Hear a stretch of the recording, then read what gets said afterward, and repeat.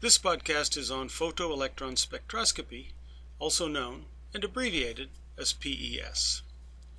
The purpose of the study of PES data is to confirm the electron configuration, so-called shell model.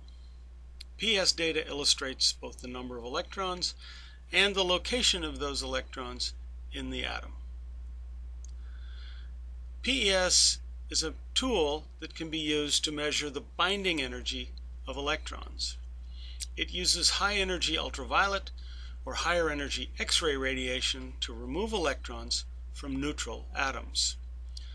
By measuring the kinetic energy of the removed electron and knowing the energy of the radiation source that caused it to be ejected, by difference the binding energy can be calculated.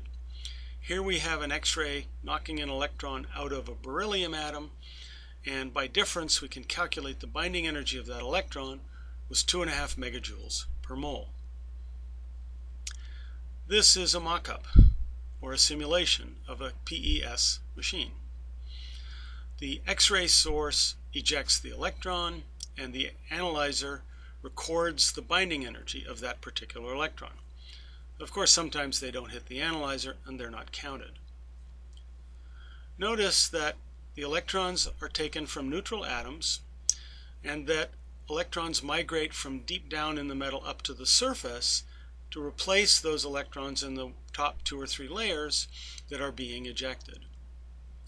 The analyzer runs for a period of time, but after a while the spectrum becomes stable or unchanging, at which point you know that the analysis is complete. And what you get is a photoelectron spectrum.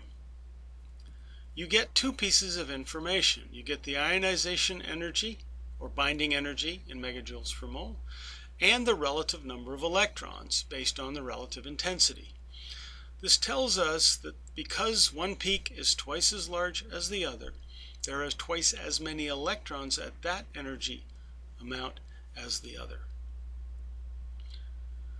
The large peak in this case represents 2 electrons with a high binding energy, and it represents 1 electron with a low binding energy. This is the PES for the element lithium.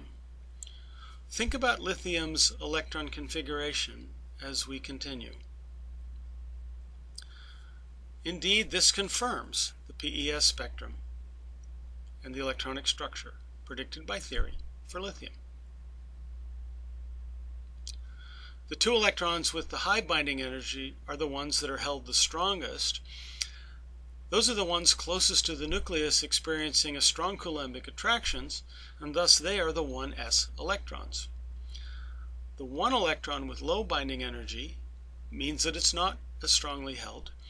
It's further from the nucleus. It experiences a weak Coulombic attraction, partially due to shielding, and thus it's the 2 electrons. And while this is a simple example of how PES data can support and indeed confirm the electronic structure predicted by theory, it can be applied to many, many different atoms. That is photoelectron spectroscopy.